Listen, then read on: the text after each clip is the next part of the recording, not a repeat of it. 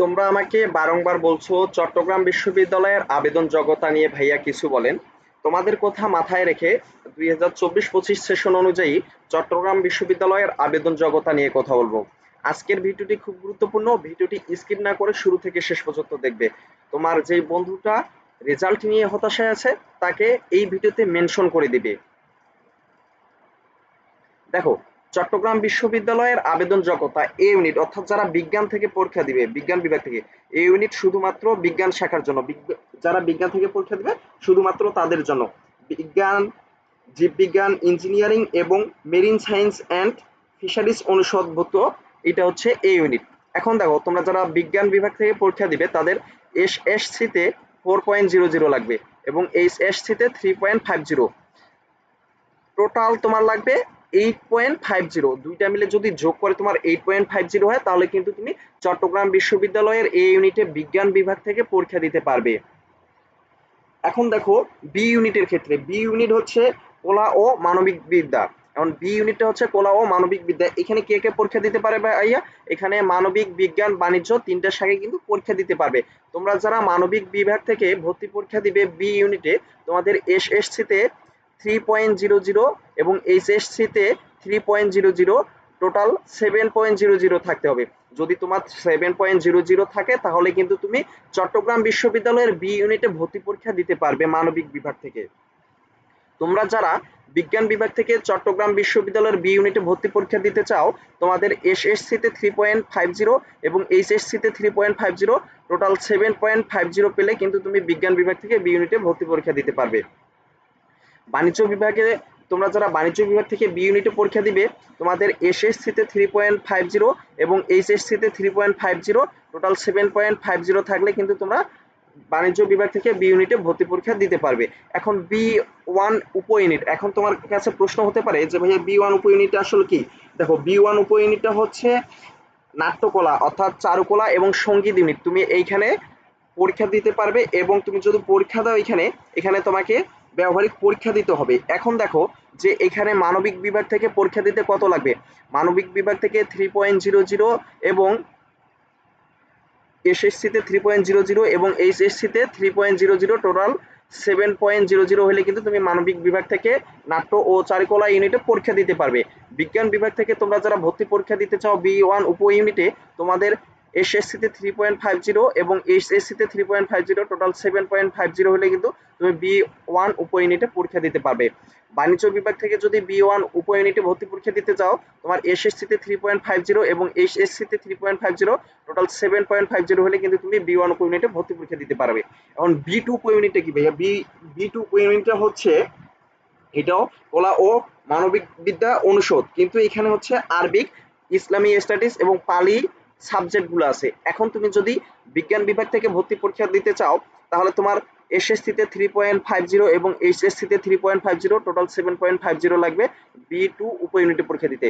মানবিক বিভাগ যদি পরীক্ষা দাও, মানবিক বিভাগ থেকে তোমার এসএসসি তে 3.00, এইচএসসি তে 3.00, টোটাল 7.00 লাগবে বি টু উপ ইউনিটে ভর্তি পরীক্ষা দিতে। তুমি যদি বাণিজ্য শাখার শিক্ষার্থী হয়ে থাকো, বাণিজ্য শাখার শিক্ষার্থী হয়ে তুমি যদি বি বি টু উপ ইউনিটে ভর্তি পরীক্ষা দিতে চাও, সেক্ষেত্রে তোমার এসএসসি তে 3.50, এইচএসসি তে 3.50, টোটাল 7.50 পেতে হবে, তাহলে কিন্তু তুমি বি টু উপ ইউনিটে ভর্তি পরীক্ষা দিতে পারবে।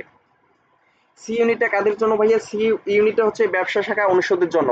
অর্থাৎ তোমরা যারা মানবিক বিভাগ থেকে সি ইউনিটে ভর্তি পরীক্ষা দিতে চাও, তোমার এসএসসি তে 3.50, এইচএসসি তে 3.50, টোটাল 7.50 পেতে হবে।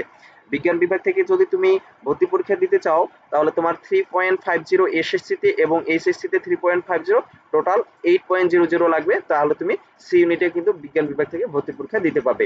বাণিজ্য বিভাগের ক্ষেত্রে 3.50 এবং এসএসসি তে এবং এইচএসসি তে 3.50, টোটাল 7.50 হলে কিন্তু তুমি সি ইউনিটে ভর্তি পরীক্ষা দিতে পারবে। এখন ডি ইউনিট ভাইয়া, ডি ইউনিটে কি ভাইয়া? ডি ইউনিটে হচ্ছে আইন অনুষদ। মানে এই আইন অনুষদ তুমি যদি পরীক্ষা দিতে চাও মানবিক বিভাগ থেকে, তাহলে তোমার 3.50 এসএসসি তে, এইচএসসি তে 3.50, টোটাল 8.00 হলে কিন্তু তুমি ভর্তি পরীক্ষাটা দিতে পারবে। ডি বিজ্ঞান বিভাগ থেকে তুমি যদি ডি ইউনিটে ভর্তি পরীক্ষা দিতে চাও, তোমার এসএসসি তে 3.50, এইচএসসি তে 3.50, টোটাল 8.00 হলে কিন্তু তুমি পরীক্ষা দিতে পারবে। বাণিজ্য বিভাগ থেকে তুমি যদি ডি ইউনিটে ভর্তি পরীক্ষা দিতে চাও তাহলে তোমার 3.50 এসএসসিতে, এইচএসসিতে 3.50, টোটাল 8.00 হলে ভর্তি পরীক্ষা দিতে পারবে। D1 ইউনিট, এখন D1 ইউনিটটা কি ভাই? D1 ইউনিটটা হচ্ছে একটা উপ ইউনিট।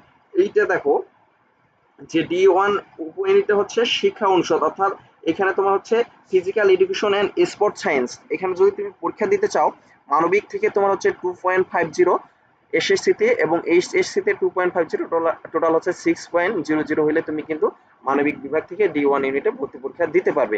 বিজ্ঞান বিভাগ থেকে তুমি যদি ভর্তি পরীক্ষা দিতে চাও তোমার 2.50 এবং হচ্ছে এসএসসিতে 2.50, এইচএসসিতে 2.50, টোটাল 6.00। বাণিজ্যর ক্ষেত্রেও সেম, তাহলে তোমরা এখানে পরীক্ষা দিতে পারবে। এখন প্রশ্ন হতে পারে ভাইয়া আপনি গত বছরের অর্থাৎ 24-25 সেশনের সার্কুলার অনুযায়ী আমাদের আবেদন যোগ্যতা সম্পর্কে একটা ধারণা দিলেন, এর কি কোনো পরিবর্তন আসতে পারে? দেখো ভাইয়া, এর পরিবর্তন মানে এর উপরের কোনো পরিবর্তন হবে না, অর্থাৎ এর চেয়ে বেশি জিপিএ কখনো নিবে না। হয়তো এর চেয়ে কমতে পারে কিন্তু এর চেয়ে বাড়ার সম্ভাবনা খুবই কম।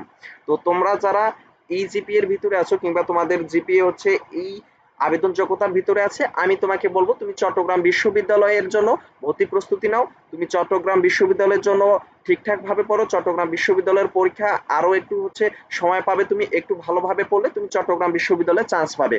তুমি যদি এখন থেকে ঠিকঠাক ভাবে রুটিন মাফিক পড়ালেখা করো এবং যে তোমার টপিকগুলো সমস্যা আছে সেই টপিকগুলো যদি ধরে ধরে পড়ো, নিয়মিত পরীক্ষা দাও, তাহলে আমি বলতেছি তোমার চট্টগ্রাম বিশ্ববিদ্যালয়ে চান্স হবে।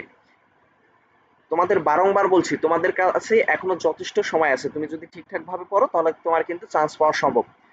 তো আজকের ভিডিওটি এই পর্যন্ত। পরবর্তীতে কোন বিষয়ের উপর ভিডিও পেতে চাও সেটি কমেন্ট বক্সে জানিয়ে দিও, ভাইয়া তোমাদের জন্য সেই ভিডিও নিয়ে আসবে।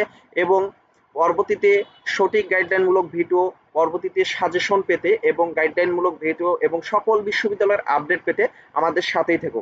তোমরা যারা ফেসবুক পেজ থেকে ভিডিওটি দেখতেছো আমাদের ফেসবুক পেজটি ফলো দিয়ে রাখতে পারো। তোমরা যারা ইউটিউব চ্যানেল থেকে ভিডিওটি দেখতেছো আমাদের ইউটিউব চ্যানেলটি সাবস্ক্রাইব করে রাখতে পারো।